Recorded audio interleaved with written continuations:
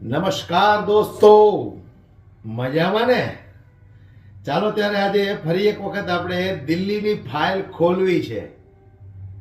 જે રીતે નરેન્દ્ર મોદીએ ભારતીય જનતા પાર્ટીએ દિલ્હીની જનતાને અને ખાસ કરીને દિલ્હીની બહેનોને વચન આપ્યું હતું કે અમારી સરકાર બનતાની સાથે જ દરેક મહિલાઓને પોતાના એકાઉન્ટની અંદર દર મહિને 2500 રૂપિયા મળી જશે. આ વાત હું ઘણી બધી વખત કરી ચૂક્યો છું, પણ આજે ફાઇનલ રિપોર્ટ આવી ગયો છે કે મળશે કે કેમ. તો વિડીયોમાં તમે અંત સુધી જોડાયેલા રહેજો દોસ્તો. તમામ ખુલાસાઓ હું તમારી સામે કરવાનો છું, પણ એ પહેલા અમારી યુટ્યુબ ચેનલમાં જો તમે નવા છો તો અમારી યુટ્યુબ ચેનલને સબસ્ક્રાઇબ કરીને બેલ આઇકન પ્રેસ કરી દેજો. તો વાત મારે કરવી છે, જે રીતે ભારતીય જનતા પાર્ટીએ દિલ્હીની અંદર ચૂંટણી અગાઉ એક સંકલ્પ પત્ર જાહેર કર્યો હતો, અને એ પણ ક્યારે? ચૂંટણીના મહેજ 10-12 દિવસ બાકી હતા ત્યારે. એટલે ત્યારથી જ મને તો ખબર પડી ગઈ હતી કે જનતા માટે આ સંકલ્પ પત્ર નથી, ફક્ત ને ફક્ત લોલીપોપ છે. જો ખરેખર ભારતીય જનતા પાર્ટીને આપવાની નિયત હોત તો આ સંકલ્પ પત્ર કમસે કમ મહિનો 1.5 મહિનો અગાઉ જાહેર કર્યો હોત. પરંતુ ભારતીય જનતા પાર્ટીને પણ એવું લાગતું હતું કે દિલ્હીની અંદર ચૂંટણી જીતવી મુશ્કેલ છે, આમ આદમી પાર્ટીને હરાવી મુશ્કેલ છે. પરંતુ ભારતીય જનતા પાર્ટીના મળતિયાઓ, એમના ગુંડાઓ જે રીતે દિલ્હીની અંદર વોટ ખરીદી રહ્યા હતા, ત્યાર પછી ભારતીય જનતા પાર્ટીને લાગ્યું કે હવે જનતાની અંદર તો ખૂબ લાલચ ભરેલી છે. 1100 રૂપિયામાં પોતાનો વોટ વેચી મારે એવું લાગે છે. એટલે તરત જ 10-12 દિવસ બાકી રહ્યા અને ભારતીય જનતા પાર્ટીએ પોતાનો સંકલ્પ પત્ર જાહેર કરી દીધો. હવે સંકલ્પ પત્ર જાહેર થયો એટલે દિલ્હીની જનતાને વધારે લાલચ લાગી કે ઓહો, મહિને 2500 રૂપિયા, વાહ ભાઈ વાહ. અરવિંદ કેજરીવાલની સરકારમાં તો નહોતા મળતા, પણ ભારતીય જનતા પાર્ટી આવશે, નરેન્દ્ર મોદીની ગેરંટી છે, તો સારું જ કહેવાય. મહિને 2500 રૂપિયા એકાઉન્ટમાં આવશે, વાહ સરસ. એટલે દરેક લોકોએ પોતાના વોટ વેચી નાખ્યા, એવું સ્પષ્ટ સાબિત થાય છે અહીંયા. અને જે રીતે ભારતીય જનતા પાર્ટીએ ફ્રોડ કર્યું દિલ્હીની અંદર ચૂંટણી જીતવા માટે, અસંખ્ય એવા લોકોના ચૂંટણી કાર્ડ કેન્સલ થઈ ગયા, નવા ચૂંટણી કાર્ડ લોકોના બની ગયા. આ બધા આક્ષેપો આમ આદમી પાર્ટીએ ભારતીય જનતા પાર્ટી પર લગાવ્યા હતા, એ તમે લોકો જોઈ ચૂક્યા હશો. પણ હવે જે રીતે દિલ્હીની મહિલાઓને દર મહિને 2500 રૂપિયા આપવાની વાત આવી છે, તો ભારતીય જનતા પાર્ટીએ પોતાની પીઠ દેખાડવાનું ચાલુ કર્યું છે, નત નવા બાના બતાવવાનું ચાલુ કર્યું છે. કોણે? તો કે દિલ્હીના નવા મુખ્યમંત્રી રેખા ગુપ્તા, જેમણે બોલવાનું ખૂબ સરસ ભાન છે. એવા રેખા ગુપ્તાએ એક પ્રેસ કોન્ફરન્સની અંદર સ્પષ્ટ જણાવી દીધું. सवाल है कि मैडम जो 2500 का भारतीय जनता पार्टी का वादा है महिलाओं को, उसको किस तरह से डिलीवर किया जाएगा? क्या ऑनलाइन के माध्यम से, या आप उस पर क्या काम कर रहे हैं?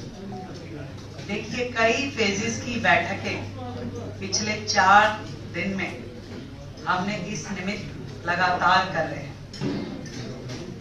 जो स्थिति सरकार ने हमारे सामने छोड़ी है, जब हम अधिकारियों के साथ बैठ करके आज की सरकार का फाइनेंशियल स्टेटस देखते हैं, तो सारे के सारे सरकारी खजाने खाली दिखाई देते हैं.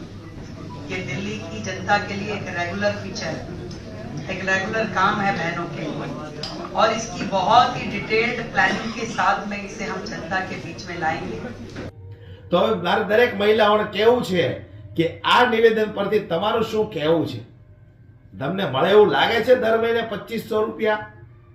અત્યારે જે રીતે રેખા ગુપ્તાએ, દિલ્હીના સીએમએ બયાન આપ્યું કે ભાઈ દિલ્હીની અંદર તિજોરીઓ ખાલી ખમ છે, ખજાનો ખાલી છે, તો અમે 2500 રૂપિયા કઈ રીતે આપશું, એ અમારી વિચારણા ચાલી રહી છે.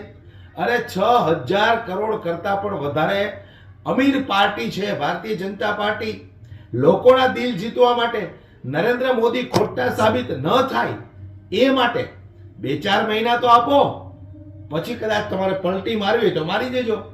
પણ અત્યારે જે રીતે દિલ્હીના સીએમ એવું જણાવે છે કે ભાઈ તિજોરી ખાલી ખમ છે, અમે લોકો મિટિંગો કરીએ છીએ, ચર્ચાઓ કરીએ છીએ, વિચારણા કરીએ છીએ કે દિલ્હીની મહિલાઓને દર મહિને 2500 રૂપિયા આપવા કે કેમ, અને આપવા તો કેવી રીતે આપવા. હજી આ તો પહેલો સંકલ્પ પત્રનો પહેલો મુદ્દો છે.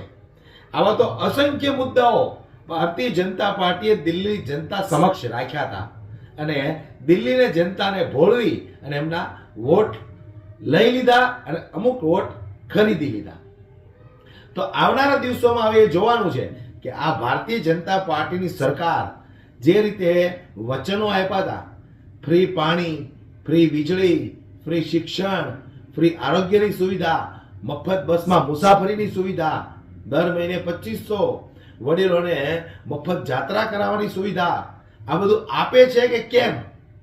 પણ મને તો એવું લાગે છે કે આ તો મોદીની ગેરંટી છે ભાઈ.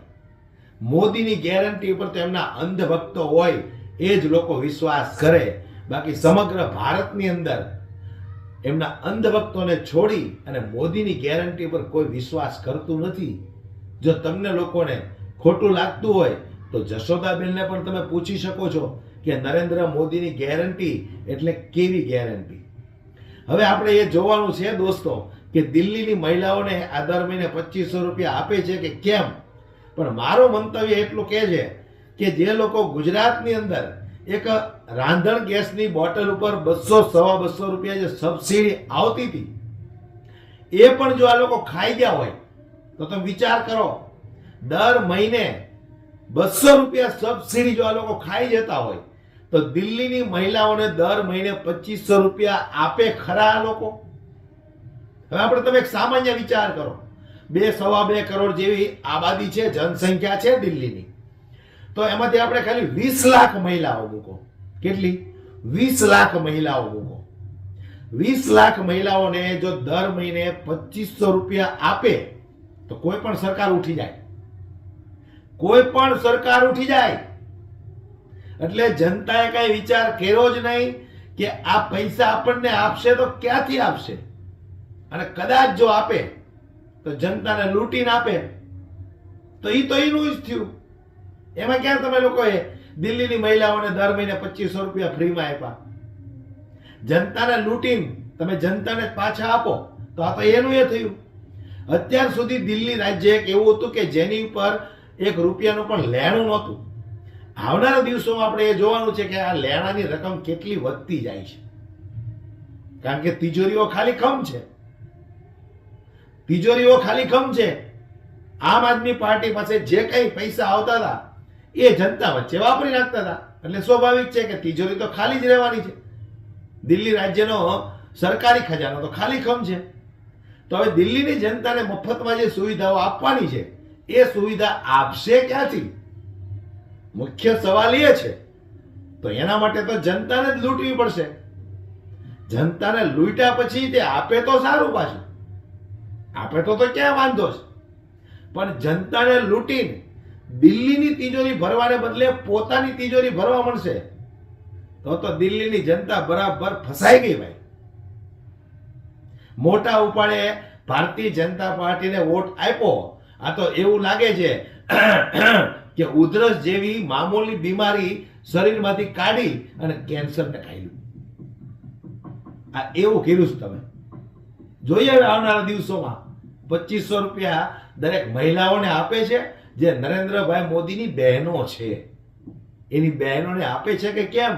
નહીતર પછી જીજાજીનો પિત્તો ગુમાવી દેશે જીજાજી. તો શું થશે એ મને કોમેન્ટ બોક્સમાં તમે જણાવો.